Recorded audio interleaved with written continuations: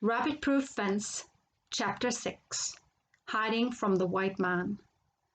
Finding the fence was a great moment in the long walk. It was a landmark for the Madurara people of the Western Desert, and for the three one-way girls the fence was a part of their own world.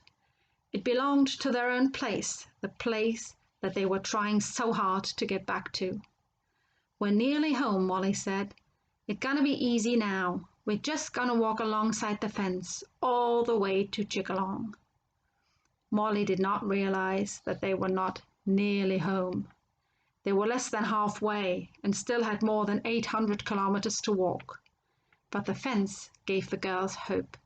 It was like meeting a long-lost friend, a friend that would show them the way home. Perhaps the girls had found a friend in the rabbit-proof fence, but their enemies were closing in on them. Down in Perth, Mr. Neville, Chief Protector of Aborigines, sent a telegram to the police station in Geraldton.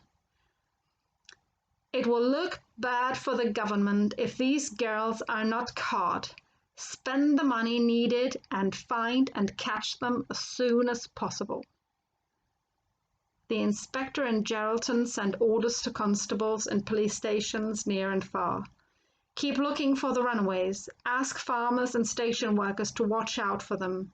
Send reports in quickly by telephone or telegram." Most people now knew about the three half-caste girls in their own old army coats walking through the bush. But by the time a report reached the police station, Molly, Daisy, and Gracie had already moved on. They were walking about 30 kilometers every day, and the police could never catch up with them. The day after finding the fence, the girls came to a clearing in the acacia bushes. Daisy looked around. "Look, Ndugu," she said. "Lots of guana holes here. Maybe we can catch one." Guanas are a kind of lizard, and as usual, the girls were hungry.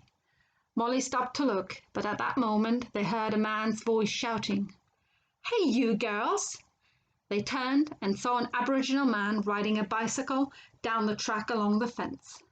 At once they ran back into the thickest acacia bushes and threw themselves down on the ground to hide. "Don't run away! I want to talk to you," the man shouted.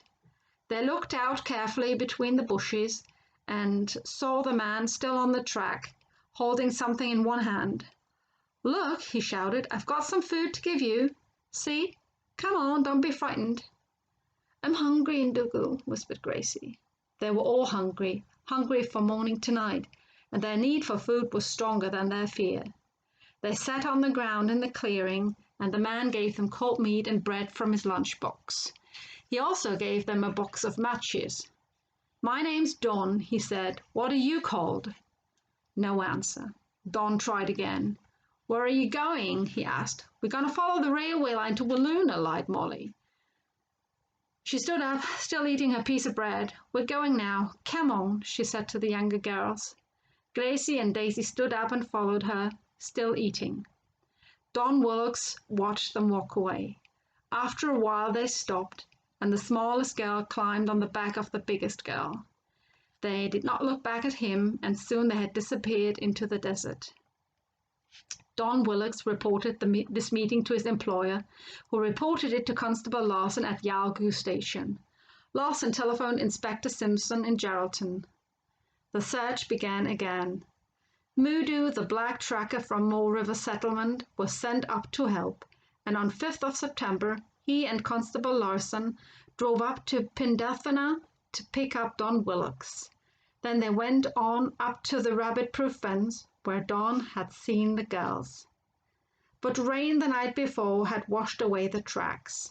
The searchers continued along the fence, looking for tracks as they went. When darkness came, they made a camp, and the next morning, at first light, they started again. Almost at once, Moodoo found some tracks, but very soon afterwards the tracks disappeared again. They went 28 kilometers north of Darangara station, but Moodoo found no more tracks, and on 7th of September the search party returned to Yalgoo. They did not know that the three runaways had climbed over the fence and gone back to look for some bush tucker. They returned a different way, joining the fence further up. To Inspector Simpson, Police Station, Geraldton. We believe these girls are following the rabbit-proof fence north. They were probably frightened by seeing Willocks near Pindathuna and have been traveling very fast, about 60 kilometers in 2 days. They will have to slow down soon. They cannot keep walking distances like that every day. Perhaps somebody can wait at the fence near Gum Creek. The girls will have to pass that way if they are following the fence. Constable Larson, Yalgoo Station. To Mr. A. O. Neville, Chief Protector of Aborigines, Perth. If we do not catch these girls, I'm afraid that they will have a very bad time after they pass Gum Creek on the old Nanine-Willoona Road. We are sure that the girls will keep following the rabbit-proof fence. At this time of year, there is plenty of water and food in the bush, but there will be much less as the girls get into the desert further north, and I fear for their safety. Inspector Simpson, Police Station, Geraldton. Molly, Daisy, and Gracie were also afraid of their safety. After meeting Don Willocks, they knew that everybody was looking for them. They knew that at any time of the day or night, the police could find them and catch them, and send them back to a Mole River settlement. They slept for only a few hours every night, moving on at first light every morning. They lived on bush tucker and water. They did not go near any farmhouses, and although the nights were cold, they lit no fires. One evening, in a clearing close to the fence, the girls saw some young birds on the ground. They chased and caught a bird each, then found a place where they could light a fire safely and not be seen. They cooked the birds and made some damper with some of the flowers they still had left. After supper, they found a place to sleep under some thick bushes. That night, Molly dreamed. A policeman and the black tracker was chasing her and her sisters. She could see them riding beside the fence on grey horses, coming towards them from the north. They were coming closer and closer, and she woke up, shaking with fear, and heard them. It wasn't a dream after all, it was real. There were horses coming towards them. Quickly, Molly shook the other two awake. "Keep still, don't make a sound," she whispered. "I can hear horses. I think it's a policeman and that Mardu tracker." The girls lay on their stomachs, as still and as silent as frightened rabbits, listening.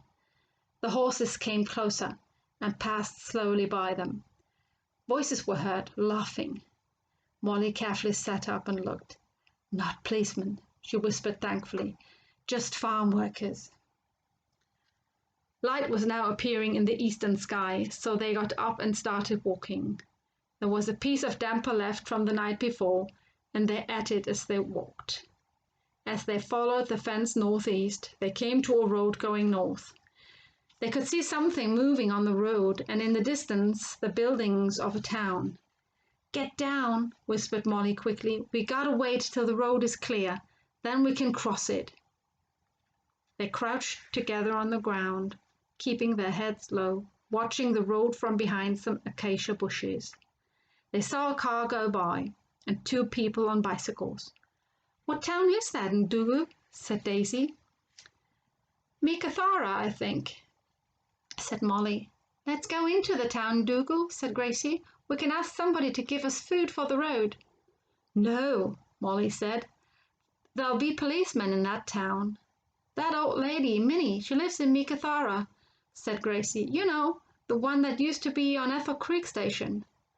"No, the police gonna pick us up and send us back to Moore River. You know that." Daisy said nothing. Molly and Gracie often argued, and Daisy didn't worry about it anymore. Gracie went on trying. "She's the one married to that old man from Nullagina. She'll help us. I know she will." "No," said Molly angrily. "We go round Meekatharra. Come on, we can cross the road now. Hurry." A week later, Constable Penn of the Meekatharra police station, with a tracker called Jackie, drove along the Nanine to Meekatharra Road to the place where the rabbit-proof fence crossed it. They searched along the fence, looking for tracks on both sides of it, but found nothing. They went quite a long way into rough country, made a campfire near the fence, and waited there for 2 days, watching for the runaways. But the runaways never walked too close to the fence, because of leaving tracks that would be easy to find, and they had passed that place several days ago and were already a long way north of it. Although they were hungry and tired, although they had painful sores on their legs, they were still walking between 25 and 30 kilometers a day. Molly carried Daisy on her back when Daisy was too tired to walk. Sometimes she carried Gracie. Sometimes she and Gracie carried Daisy between them. They were now in the desert land where they had been born. They knew where to find water. They knew the trees where birds made their nests.